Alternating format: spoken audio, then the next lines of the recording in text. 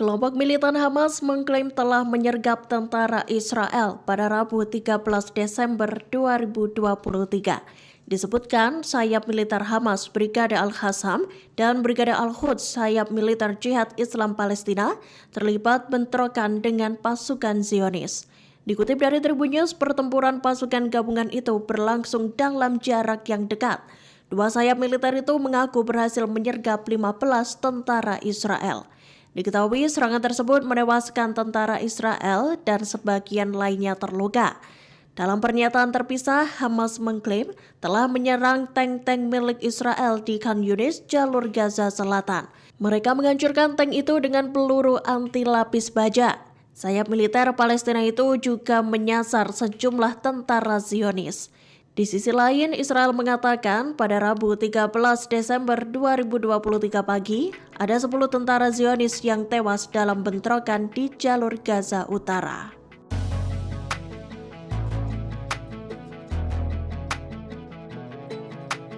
Nama Brigade Golani yang merupakan pasukan elit Israel banyak dibicarakan pada Rabu 13 Desember 2023. Mereka disorot setelah 8 perwiranya tewas dalam penyergapan di daerah Sujaya sebelah timur kota Gaza.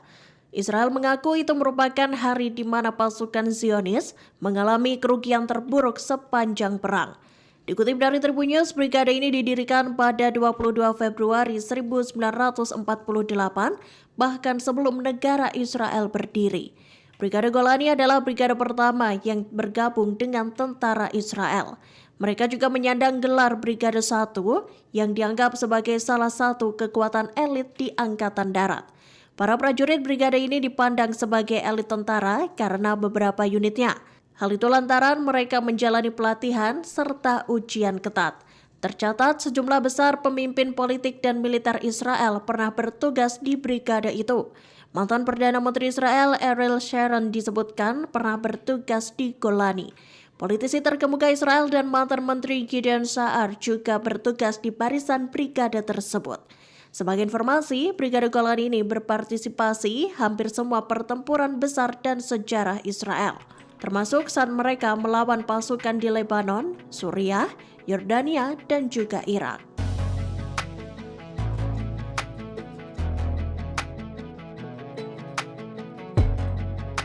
Hujan deras mengguyur bagian selatan Gaza pada Rabu 13 Desember 2023. Derasnya curah hujan membuat lumpur ikut terbawa hingga mengakibatkan banjir. Kamp-kamp pengungsian di Gaza pun sangat terdampak akibat hujan lebat yang terjadi. Dalam sebuah video yang beredar, tenda-tenda di kamp pengungsi di Gaza Selatan tampak bocor. Sejumlah tenda juga disebutkan terendam banjir.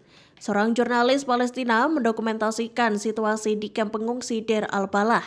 Di sana tampak sejumlah orang berjejer membawa wadah-wadah. Rupanya mereka mencoba untuk mengumpulkan air hujan itu lantaran kekurangan air selama di pengungsian.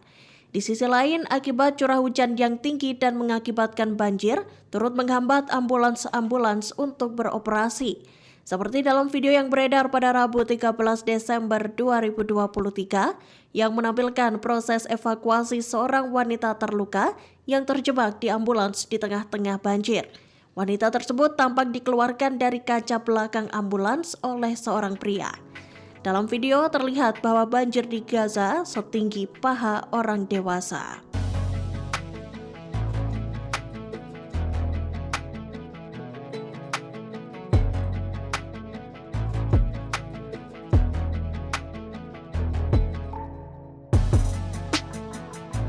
Warga negara Indonesia yang menjadi relawan Mercy di Gaza, Farid Zanzabil Al-Ayubi, mengungkap kondisi rumah sakit Indonesia di Gaza sebelum ia akhirnya kembali ke tanah air.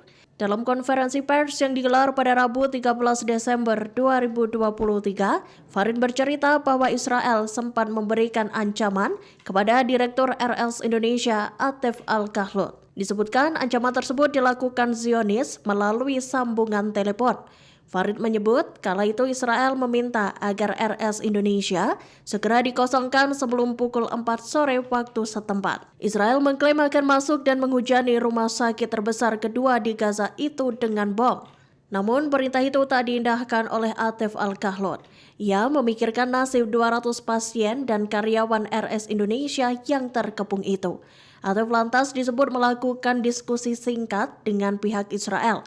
Hasilnya, Israel berjanji akan mengirim kebutuhan evakuasi untuk ratusan orang yang masih tersisa di RS Indonesia. Israel disebut hendak mengirimkan 4 bus berkapasitas 50 penumpang untuk evakuasi. Namun dengan tegas, Atif pun menolak lantaran bus-bus itu tak dapat mengangkut semua pasien, staf, serta pengungsi yang ada di RS Indonesia. Cukup, cuman hanya buat pasien waktu itu.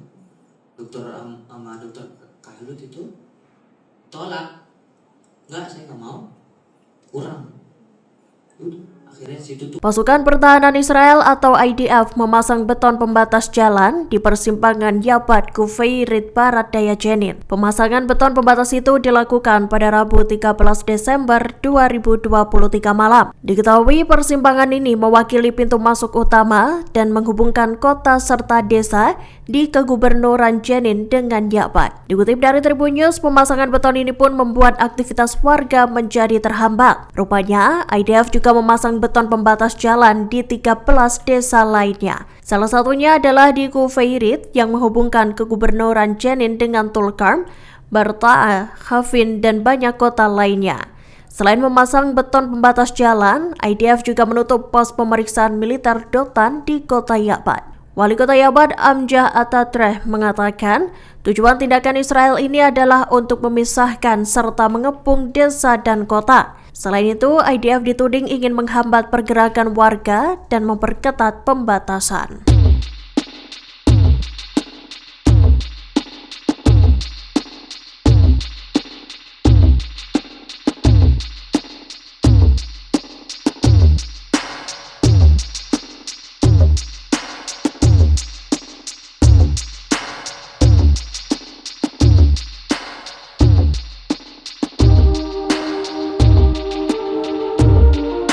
Mayoritas wanita Israel yang sempat disandera militan Hamas itu kembali menarik perhatian publik. Sebelumnya, sosok Maya disorot lantaran tampak tersenyum pada anggota Hamas yang membebaskannya. Bahkan saat anggota Hamas membantunya naik ke mobil palang merah internasional, Maya sempat dipamiti. Ia pun turut menjawab salam perpisahan itu dan menyampaikan ucapan terima kasih. Namun kini publik menyoroti sikap Maya yang mendadak berubah. Pasalnya, dalam video yang beredar baru-baru ini, Maya menyampaikan pernyataan yang mengejutkan. Dalam video itu, Maya mengaku ditawan bersama adik laki-laki dan sahabatnya. Mengejutkannya, Maya menyebut bahwa hari-harinya selama ditahan Hamas terasa seperti di neraka. Ia bahkan mengaku tak bisa tidur setiap malam. Maya juga tampak menangis saat mengingat kembali masa-masa ketika dirinya menjadi sandera. Dalam video, wanita 21 tahun itu terlihat mengenakan kaos putih bergambar wajah rekannya yang juga menjadi tawanan Hamas. Kaos itu bertuliskan kecaman agar temannya yang bernama Omer itu segera dipulangkan. Meski begitu, publik ragu dengan kesaksian Maya yang dipublikasikan lewat akun X Bring Them Home Now pada 10 Desember 2023 itu.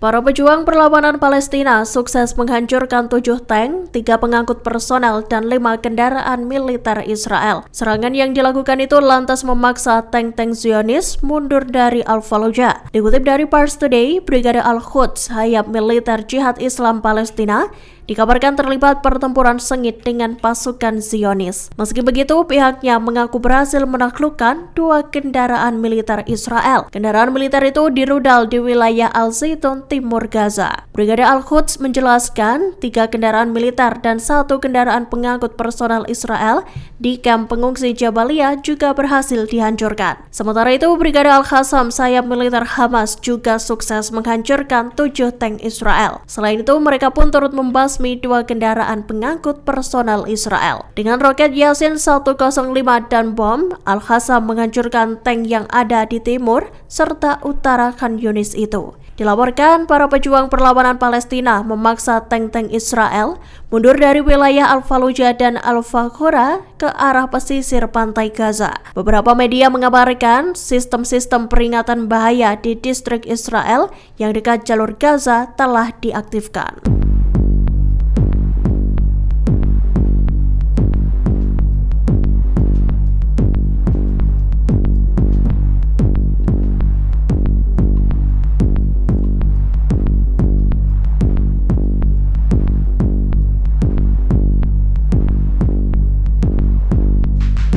Download Tribun X sekarang, menghadirkan lokal menjadi Indonesia.